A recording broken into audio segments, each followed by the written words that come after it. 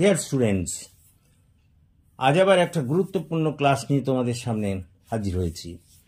তোমরা যারা এবছর ইংলিশ অনার্সের ফার্স্ট সেমের পরীক্ষা দিতে চলেছ কলকাতা বিশ্ববিদ্যালয়ে, তাদের জন্য এই প্রশ্নটি খুব important.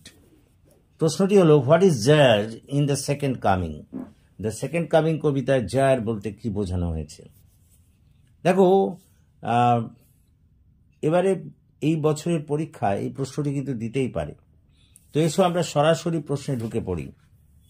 If we analyse the poem the second coming, যদি আমরা দ্য সেকেন্ড কামিং কবিতাটিকে বিশ্লেষণ করি, দেন উই ফাইন্ড, তাহলে আমরা দেখতে পাই that the poet W.B. Yeats has used the image of a gyre to represent a very sensitive and historical thing.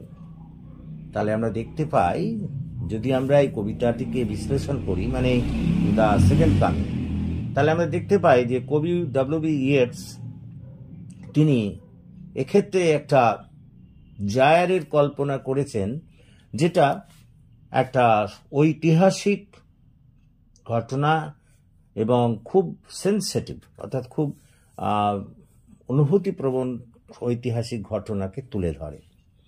Actually, a gyre is a spiral or vortex, and Yeats believed that history progresses in a series of gyres. Gyres বলতে বলা যায় কতকটা spiral আকৃতির, অর্থাৎ আমরা যাকে বলি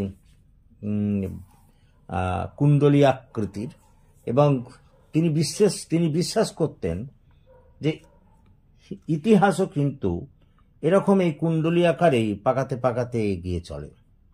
Each gyre begins with a period of order and harmony. প্রত্যেকটি জায়ার কিন্তু শুরু হয় একটা শৃঙ্খলা দিয়ে এবং সংহতি দিয়ে, and ends in a period of chaos, এবং সেই যুগটা শেষ হয় বিশৃঙ্খলার মধ্যে দিয়ে। অর্থাৎ শৃঙ্খলা ও সংহতি দিয়ে শুরু হয় প্রত্যেকটা যুগ এবং শেষ হয় বিশৃঙ্খলা এবং গোলমালের মধ্যে দিয়ে, chaos and disorder, এই গোলমাল আর বিশৃঙ্খলার মধ্যে দিয়ে শেষ হয়। Yeats believed that the current gyre, which had been in existence since the birth of Christ, was coming to an end. W.B. Yeats কবি বিশ্বাস করতেন যে যীশুখ্রিস্টের জন্মের পর থেকে যে যুগটা চলে আসছে সেটা আজকে সমাপ্তির পথে, শেষের পথে। He saw this in the violence and chaos of the early 20th century. বিংশ শতাব্দীর প্রথমার্ধে যে বিশ্বযুদ্ধ দেখা দিয়েছিল, তার মধ্যে দিয়েই তিনি তার ইঙ্গিত দেখতে পেয়েছেন, ইনক্লুডিং ওয়ার্ল্ড ওয়ার ওয়ান, প্রথম বিশ্বযুদ্ধের যে আবির্ভাব ঘটেছিল, তার মধ্যে দিয়েই তিনি ইঙ্গিত পেয়েছেন যে ওই যুগটা শেষ হতে চলেছে। খ্রিস্টের জন্মের পর যে যুগটা শুরু হয়েছিল সেটা। He believed that the next gyre would be characterized by even greater violence and chaos. এবং তিনি বিশ্বাস করতেন পরের যে যুগটা, পরের যে কুণ্ডলীয়াকৃত যুগটা আসছে, সেটা আরও বিশৃঙ্খল এবং গোলমালে পরিপূর্ণ হবে। The image of the gyre is a powerful one, and it captures the cyclical nature of history. এই যে কুণ্ডলী আকৃতি ইতিহাসের অগ্রগমন, এটা কিন্তু এটা একটা চক্রাকারে চলে আসছে ঐতিহাসিক বিবর্তনের মধ্যে দিয়ে। It also suggests that history is not always a linear progression.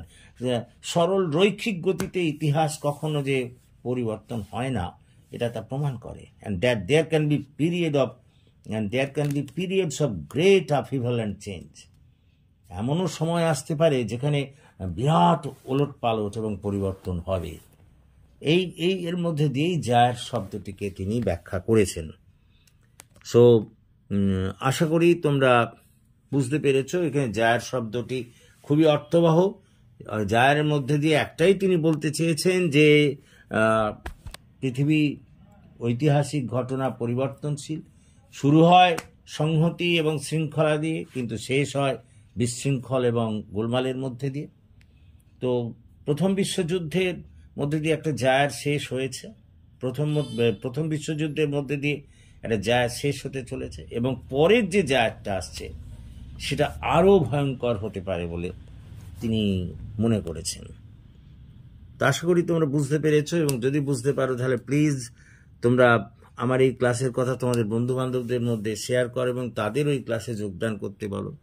এবং যারা তোমরা এখনও আমার এই চ্যানেলটিকে সাবস্ক্রাইব করোনি, প্লিজ সাবস্ক্রাইব মাই চ্যানেল, যাতে আমি এগিয়ে আসতে পারি এবং তোমাদের আরও বেশি করে কাজে লাগতে পারি। So that's all for this day.